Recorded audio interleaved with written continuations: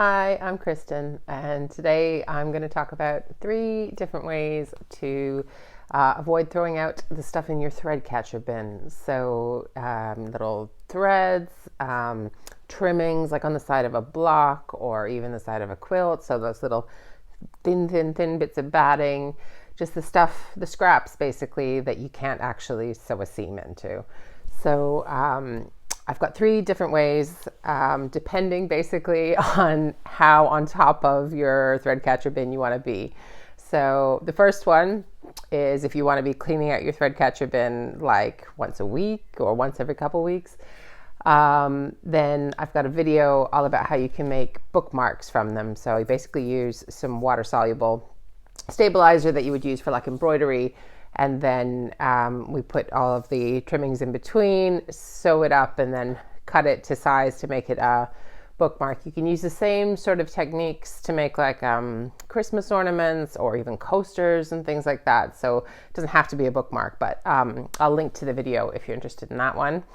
But it's only going to use up so much threads, so many scraps kind of thing. So the next one, so let's say you want to clean out, you've got like a bin like this big or so where you can keep your threads and your trimmings and things, and you want to do something with it maybe every couple of months. I guess it depends how often you sew and how full that gets. So the next project that I did was a footstool. So basically I took an old plastic tub. It's like an Epsom salt tub, huge, like 5 kilogram thing. I took the handle off and I filled it with all of those scraps and trimmings and things, and then made a cover for it. So the trimmings it's almost just like a place to put them, but it also kind of gave a bit of weight to the footstool. So that was a fun, easy way to use them. And I'll put a link to, I've got a blog about that on my upcycling blog rather than on the quilting blog.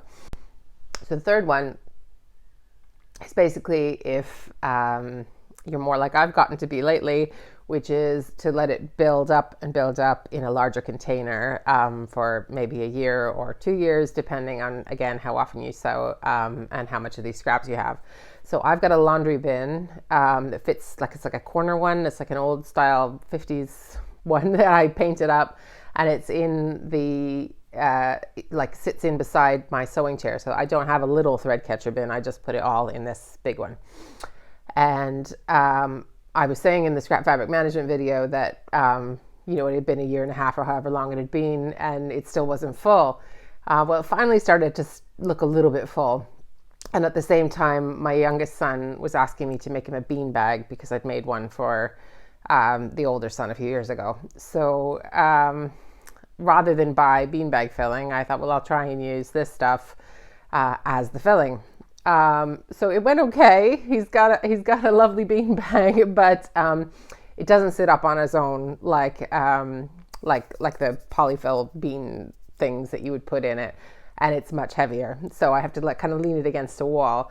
So I'll show you a few clips about kind of how I made it and how it turned out. But it used up a lot of the trimmings. In fact, I'd kind of overestimated the size, so I'd put in all of the whole laundry basket full of stuff.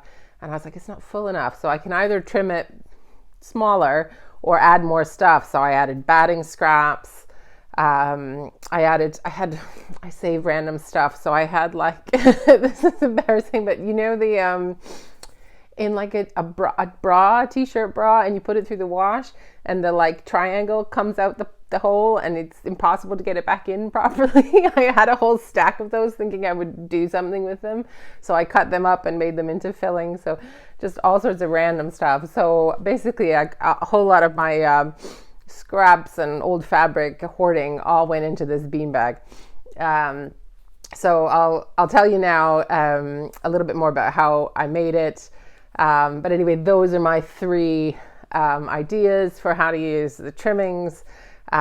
So you can either do it, small little projects, coasters, bookmarks, ornaments and things, if you want to do it on a regular basis, or do it every once in a while and do a smallish kind of footstool or a cushion or something. You could do like a floor cushion maybe, because it's quite dense, the stuff when you use it. That's the thing. It's dense and it's heavy.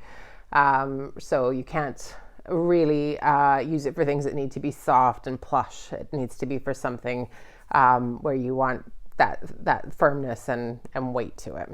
And obviously the last one is the beanbag. So I'll show you a bit more about that just now. I decided to make sort of an inner cover for the filling and then an outer zippable cover for the outside. So this pretty fabric is the fabric remnant I got off eBay, and that was for the outside. And then for the inside, I used a bit of an old duvet cover. And so this is them, both pieces cut to 58 by 54, just because that's the size the remnant was, and folded in half. For both of them, I sewed up two sides, so one long and one short side, leaving one short side open. I decided to do some mitered corners for one end of both of the covers. So this is just like a quick visual on how to do it, but if you're not sure, I'll put a link to another post where I talk about mitered corners in the description as well. Then I started filling the inner cover, and as I said, I needed to go in search of other bits and pieces, including cuffs from jeans that I'd already cut up to make quilts with, and all sorts of stuff.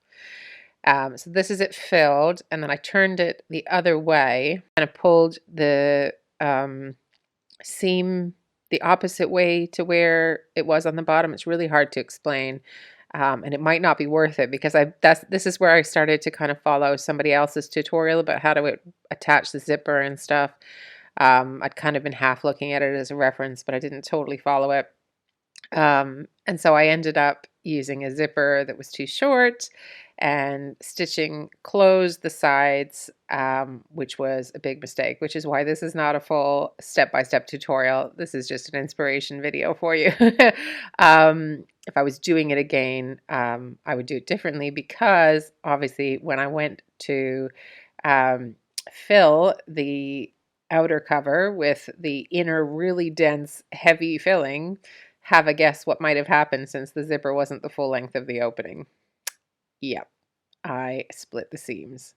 So then I had to take it back to the machine and basically sew that closed, just sort of top stitch it closed with the beanbag full because I wasn't going to wrestle it back out. So this isn't how to install the zipper. There's definitely a better way to do it. So this is roughly how it's meant to sit with this like pokey bit at the top. But you'll notice the print's running in the wrong direction. So I'm just going to flip it over. I could obviously try and take the whole thing out and put it back in, but it's heavy. So, and it only works against a wall. This is not the kind of beanbag that just sits regularly on the floor. So, yeah, I think it's still a good concept for getting rid of your trimmings, batting, scraps, and things like that.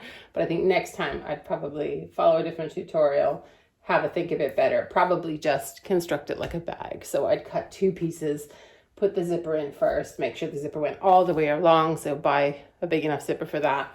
And then I imagine it would work out a bit better. But I don't think my son's gonna care. So we'll just give it to him anyway. Do you like your cushion, sweetheart? Yeah. Good.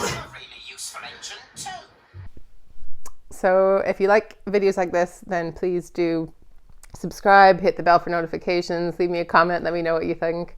If you've got other ideas for what you do with the trimmings and things in your thread catcher bin, please let me know. I'm always looking for new ideas, and I hope to see you again soon. Thanks for spending time with me.